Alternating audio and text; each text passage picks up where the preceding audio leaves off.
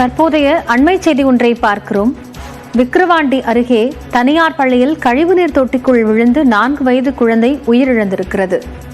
விக்கிரவாண்டியில் இருக்கக்கூடிய தனியார் பள்ளியின் கழிவறைக்கு சென்றபோது அருகில் இருந்த கழிவுநீர் தொட்டியில் குழந்தை விழுந்ததாக தகவல் வெளியாகியிருக்கிறது.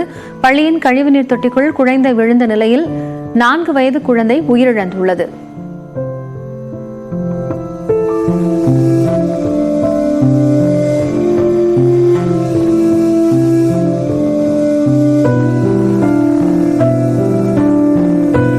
விக்கிரவாண்டியில் உள்ள தனியார் பள்ளியில் கழிவுநீர் தொட்டிக்குள் விழுந்து 4 வயது குழந்தை உயிரிழந்திருக்கிறது.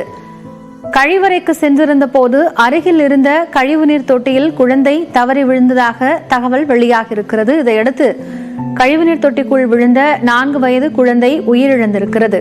மூச்சு திணறல் ஏற்பட்டு குழந்தை உயிரிழந்திருக்கிறதா, உடனடியாக அந்த குழந்தை மீட்கப்பட்டு மருத்துவமனைக்கு அழைத்து செல்லப்பட்டதா என்பன போன்ற பல்வேறு விவரங்கள் தெரிய வரக்கூடும். கூடுதல் தகவல்களை தற்போது செய்தியாளர் குணாநிதியிடம் கேட்கலாம்.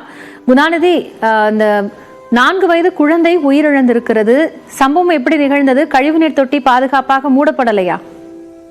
காயத்ரி, அதாவது விழுப்புரம் மாவட்டம் விக்கிரவாண்டி பகுதியில் இயங்கி வரக்கூடிய அந்த சென்ட் மேரிஸ் மேல்நிலைப் பள்ளியில பாத்தீங்கன்னா எல்கேஜி படிக்கிற அந்த குழந்தை லியா லக்ஷ்மி.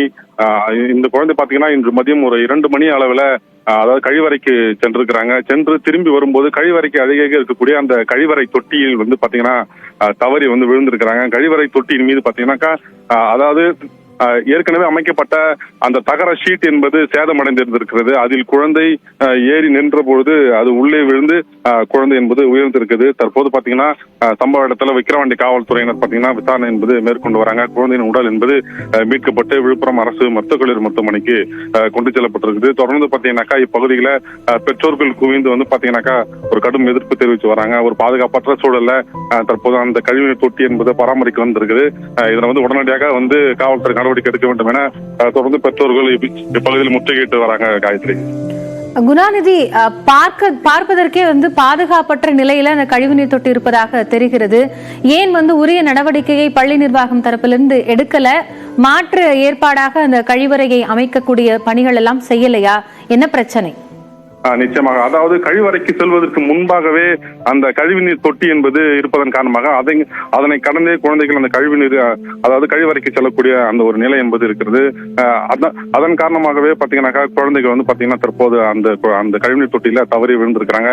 ஏற்கனவே அந்த கழிவுநீர் தொட்டிக்காக அமைக்கப்பட்ட அந்த ஒரு வழியில் பாத்தீங்கன்னா தொடர்ந்து மேல பாத்தீங்கன்னா கிட்டத்தட்ட ஒரு 4x4 என்கிற ஒரு அளவுல ஒரு பெரிய ஒரு இடம் உள்ளது. அதன் மீது பாத்தீங்கன்னா ஒரு தகர ஷீட் அமைத்து வந்து தற்போது அதை வந்து மறைச்சிருந்திருக்கிறாங்க. அது வந்து வெகு காலமானதோட காரணமாக அது சேதமடைந்திருக்கிறது. அதில் குழந்தை ஏறி நடக்க முற்பட்ட போது தற்போது குழந்தை உள்ள தவறி விழுந்திருக்கலாம் என வந்து பள்ளி நிர்வாகம் சார்பாக வந்து நமக்கு தகவல் சொல்றாங்க. தொடர்ந்து பாத்தீங்கன்னாக்கா இப்பகுதியில பெற்றோர்கள் முற்றுகையிட்டு காவல்துறையத்துல வந்து ஒரு கடும் வாக்குவாதத்தில் வந்து ஈடுபட்டு வராங்க. தொடர்ந்து இந்த சம்பவம் தொடர்பாக காவல்துறையினரும் விழுப்புரம் மாவட்ட கல்வித்துறை என்பது தற்போது விசாரணை என்பது மேற்கொண்டு வராங்க. நன்றி குணாநிதி, விவரங்களை இணைந்து வழங்கியமைக்காக.